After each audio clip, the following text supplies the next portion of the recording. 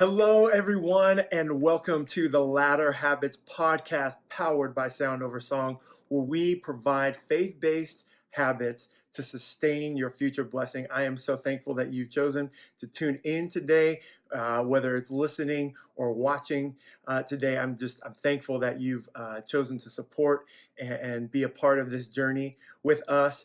This is episode 3, and we're calling it Check Your Emotions. This one's going to be a good one today, and I really would encourage you to give comments and send emails about your thoughts about what we're going to talk about today. But let's dive in. We're going to be looking at Genesis chapter 4, and we're going to start in verse 3. This is the story of Cain and Abel. Cain and Abel are the sons of Adam and Eve, first human beings ever, and this is their story.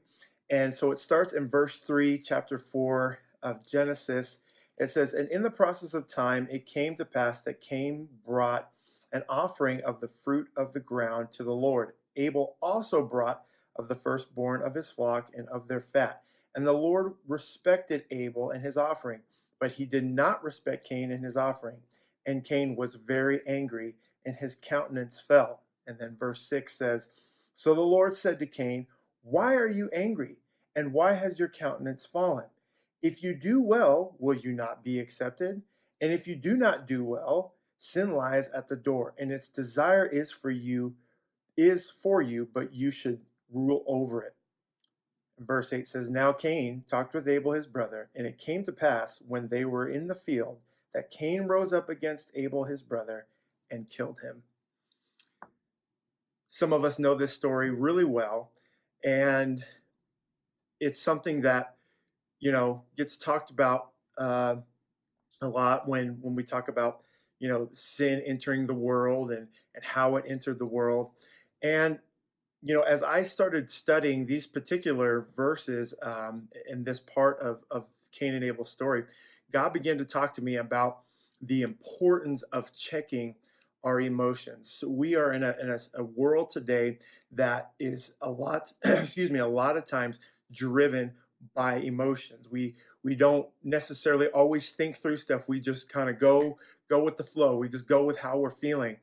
And the reality is that in order for us to sustain the blessing and the greatness that God wants to bestow upon our lives, upon our marriages, upon our children, upon our families, we have to be able to get into a habit of checking our emotions. One of the things that the Lord pointed out to me here in so it's in verse 6 of chapter 4 of Genesis. The Lord is talking to Cain, says, "Why are you angry? Why is your countenance fallen? If you do well, will you not be accepted? And if you do not do well, sin lies at the door, and its desire is for you, but you should rule over it." So God is recognizing how Cain is feeling. God knows how we feel all the time. He's not unaware. He's not distant in our times of emotional heights. And so the Lord talks to Cain and is like, "Hey, man, listen. Why are you angry?" And he's trying to process this, help Cain process his emotions. But guess what happens? This is what the Lord showed me. Right in from verse 6, or rather verse 7 to verse 8. So God just gets done talking to Cain. Say, "Hey, man, what's going on? Check your emotions. Why are you angry? You can rule over this. You can overcome this."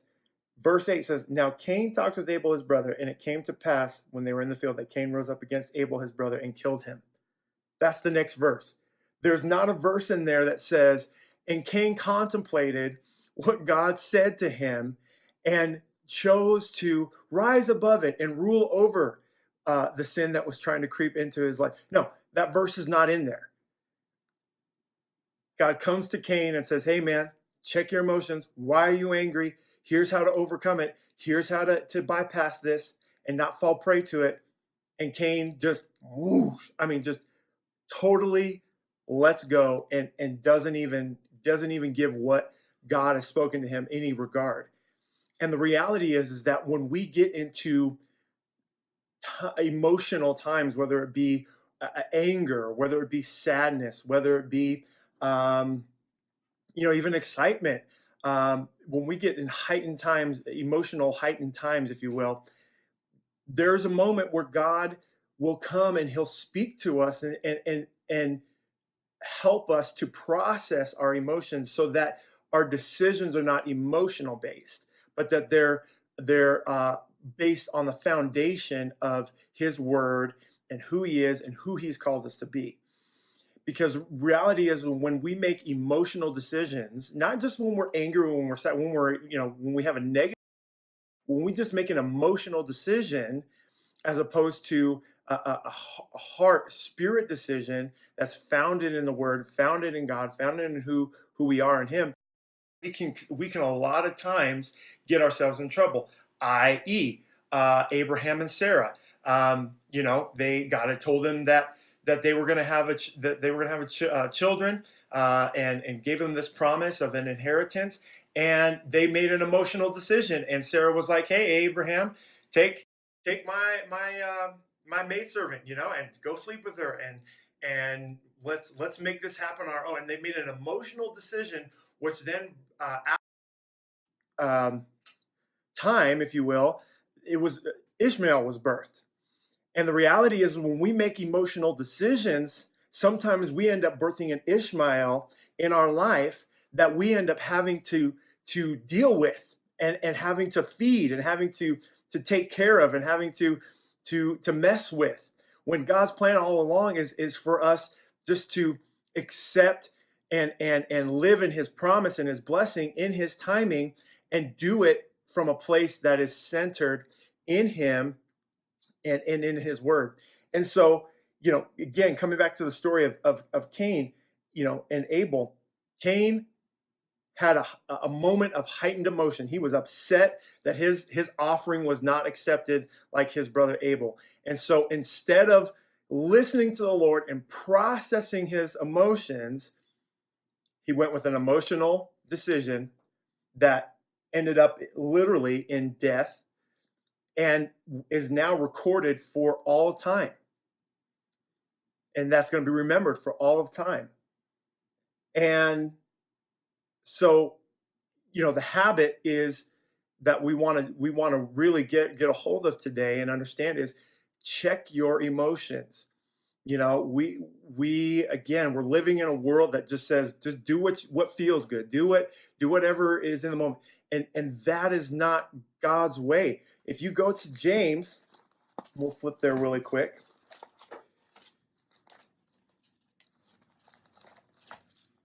James chapter 1, verse 19, it says, "So then, my beloved brethren, let every man be swift to hear, slow to speak, slow to wrath, quick to listen, slow to speak, slow to anger," as another translation says. "For the wrath of man does not produce the righteousness of God." So again, we've got this warning, we've got this instruction from God to say, hey, listen, in the moment, slow down. Don't allow yourself to be driven by your emotions. Be quick, be swift to hear. Not just hear, God, but hear people, other people that you're dealing with, whether it be spouse, children, co-workers, boss, whatever. Hear, not just listen to the word, but hear, let it go deep down inside of your heart, and so that you can process it. And then be slow to speak.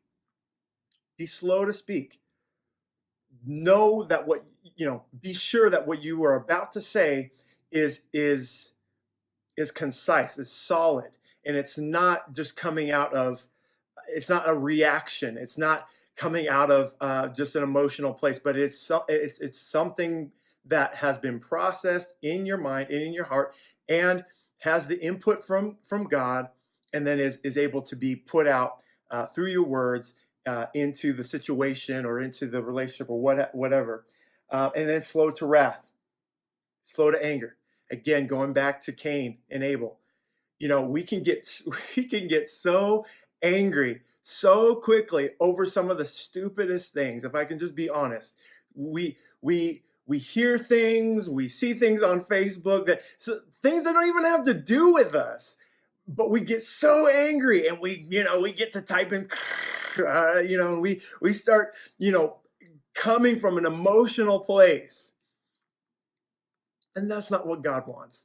God wants us to be able to have, experience our life and experience situations and experience what's around us, but then respond to it out of a biblically sound and rooted place, that we're not coming from our emotions.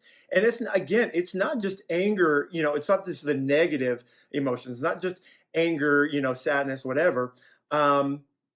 It's even happiness. You can get so excited about something, oh yeah, I'm so excited about this, or I'm so excited about that. And then you just, boom, you just jump. And then you're like, oh no, I shouldn't have said that. I shouldn't have done that. I shouldn't have gone there. And so it's really important that we are daily checking our emotions. And hear me, I understand it is easier said than done. I know some of you are probably like, okay, Noah, we hear what you're saying and it's all good, but you don't know the situation I'm in. You don't know the conversation I got. I get it. It's easier said than done. But if we really want to sustain the things that God is wanting to place on and in our lives, we have to be able to check our emotions. Because reality is our emotions are so temporary. I was talking to a guy last night, and he was talking about, my emotions are like a thing on top of a barn, the whatever it is, the directional wind thing. I don't know the title, but y'all know what I'm talking about. On top of the barn, that when the wind, it goes this way, and then the other, the wind blows another way and it goes the other way. So our emotions are always up and down, and they're a temporary thing, and we cannot base decisions and anything on our emotions, because our emotions are always changing. We have to base our decisions, our life, what we do, on the Lord, on what He has said, what He is saying. The reality is if we just stop, in the moment, if we're angry, if we're upset, if we're sad, or what have you, if we just stop and say, Lord, what do you say? What are you saying? I promise you, I guarantee it, because it's happened to me. He will speak and He will show you what to do. And there's practical things you can do. You can count to 10, you can go for a walk, you can, whatever. There's practical things you can find all over the place that help you process your emotions, so that your response is right to whatever it is, whether it's a situation, whether it's, conversation, whatever, that you're responding from a solid place and not just your emotions. And so I challenge you today, check your emotions. Look at your life, look at your situations, look at your relationships, and see where you have or are responding from an emotional place. And if you find that you're responding from an emotional place, take a moment and say, Lord, forgive me for responding emotionally, Lord, and help me to respond from a solid biblical foundation that you are pleased with. Speak to me about my emotional responses, so that I can respond in a way that reflects you. You look at Jesus. I mean, look at all the times that He got into some pretty intense situations, whether it be with the Pharisees and the Sadducees, or His disciples, or Satan himself, demons. He got in all kinds of tense situations, but we always see Him responding from a solid place. Well, what about when He went to the temple, Noah, and He flipped up all the tables and made a holy vessel? Even that was based from a. So we can have anger, but it can't be emotional. It can't be temporary based. It's got to be based from a solid biblical foundation. Jesus, when He flipped those tables and He came in there, that was a solid place, because He, as the Son of God, was acting on behalf of heaven in that moment, and with a righteous anger. And that's a whole nother ball that we could get into, is emotions, righteous emotions. But We won't touch that today, but know that God is speaking and helping us in those heightened emotional times so that we can respond the right way and get the right outcome. You know, I've been in situations where, I know my emotions are heightened, and I know God's speaking, and He's saying, Noah, do this, don't do that, say this, don't say that. And there's times that I heed that, and I go with it, and things go better than what I expect. But then there's times I don't. There's times that I'm a stubborn stubborn child, and I say, no, I'm not doing that. I'm going to do it my way. And it always, always, always ends worse than what I wanted it or expected it to. And then I'm having to, clean up on the other. I'm having to apologize, and I'm having to, make amends and do all that kind of stuff. So it's like, let's save ourselves some work. Let's save ourselves the grief and the time of the cleanup, if you will, and let's allow God to help us to respond to our relationships, our situations, circumstances from a solid place, and not an emotional place. So check your emotions today, and watch as God helps you sort things out and be able to sustain the blessing and the goodness that He so desires for you to have. Thank you for tuning in today to the Ladder Habits podcast. I hope you've been encouraged today. Feel free to share this and get it out there. Let people know what's going on. You can check us out on Facebook and Instagram and YouTube.